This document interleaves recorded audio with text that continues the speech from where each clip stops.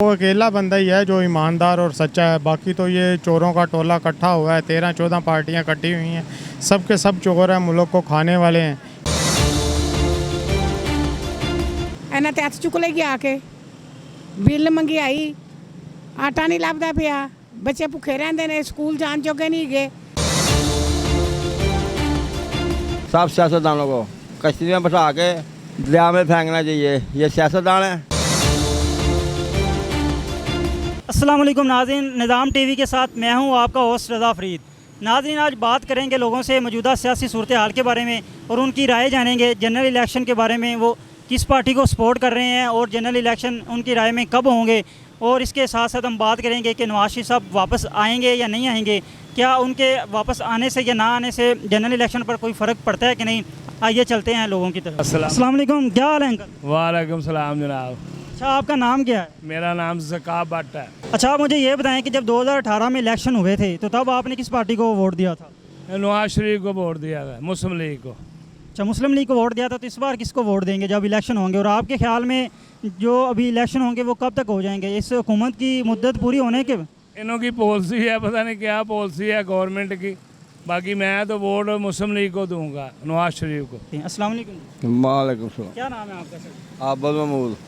अच्छा, आपसे मैं ये जानना चाहता हूँ कि ये जो इलेक्शन आ रहे हैं उसके बारे में आपकी क्या राय है कि जो भी हुकूमत नहीं बनेगी वो आवाम के लिए किस कदर बेहतर साबित होगी और आप इलेक्शन में किसको वोट देंगे?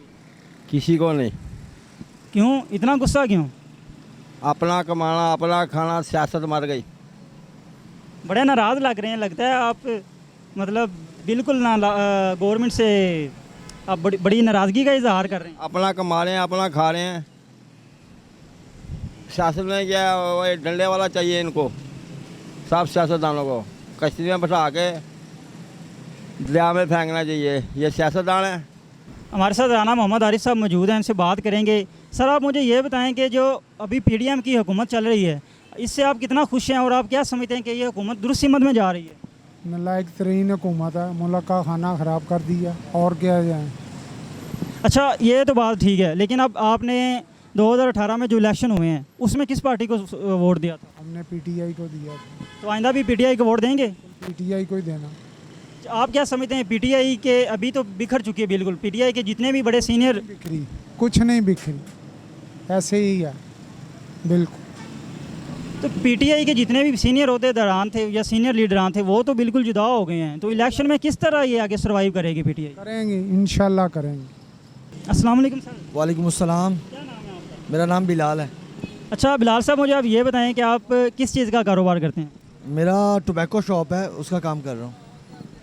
तंबाकू शॉप है आपकी, तो आप मुझे ये बताएं कि आपका बिज़नेस सही जा रहा है या आप मतलब क्या हालात जा रहे हैं? सही जा रहा है बिज़नेस, मुनाफा हो रहा है या महंगाई की वजह से काम ठप है? काम ठीक है, अल्लाह का शुक्र है, लेकिन महंगाई है, थोड़ा से काम स्लो हुए हैं। तो इंशाल्लाह उम्मीद है कि बेहतरी की तरफ आ रहा है, दोबारा बेहतरी की तरफ पाकिस्तान आ रहा है, तो इंशाल्लाह उम्मीद है। चलें, अच्छा मुझे आप ये बताएं, आप बड़े होपफुल लग रहे हैं कि पाकिस्तान बेहतरी की तरफ आ रहा है और इंशाल्लाह पाकिस्तान ज़रूर बेहतरी की तरफ आएगा।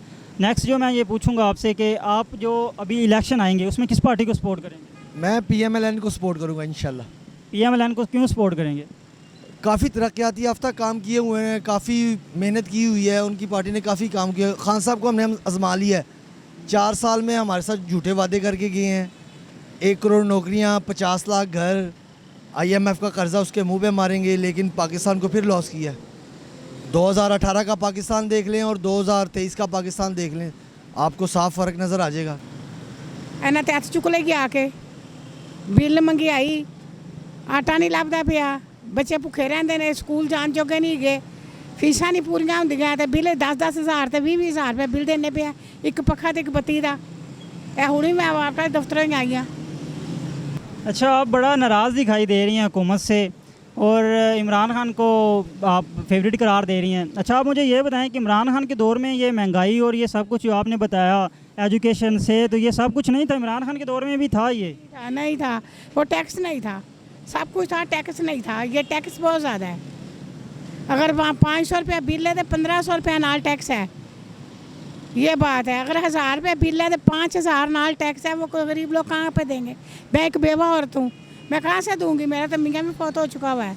बच्चे आजकल के कौन से देते हैं माँ को या बहना को? किसी को जानते हैं? कोई नहीं जानते। अच्छा, अब मुझे ये बताएं कि नेक्स्ट अब इलेक्शन आएंगे तो उसमें आप इमरान खान को वोट देंगे, आपने कहा, तो आप क्या समझते हैं कि आप इमरान खान को वोट देंगे, उनकी हुकूमत बन जाएगी तो इमरान खान की हुकूमत ये डिलीवर कर पाएगी, कुछ कर पाएगी आम लोगों के लिए? बनेगी, उसकी हुकूमत बनेगी, उसको सब कुछ मिलेगा, आवाम देगी उसको।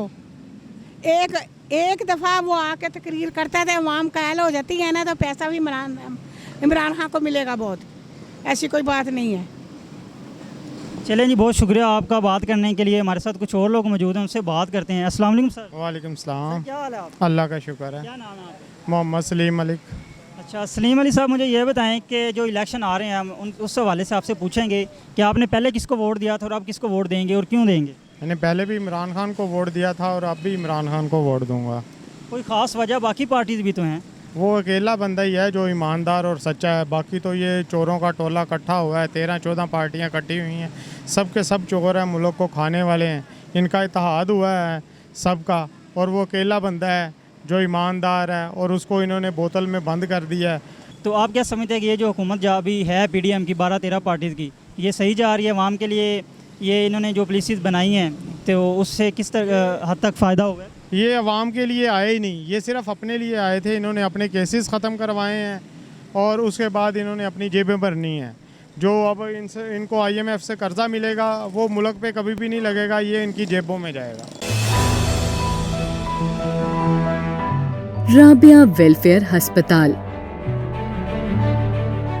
इलाज और मुआलजे की भरोसामंद जगह, जहां डॉक्टर्स अपनी खिदमात बेहतरीन तरीके से अंजाम दे रहे हैं। दिल का मर्ज हो या दिमाग का, TB लाहक हो या आंखों का मर्ज, जिल्द की बीमारी हो या अंदरूनी मर्ज, जोड़ों का दर्द हो या फालिज का मर्ज, यहाँ हर बीमारी की तशखीस की जाती है।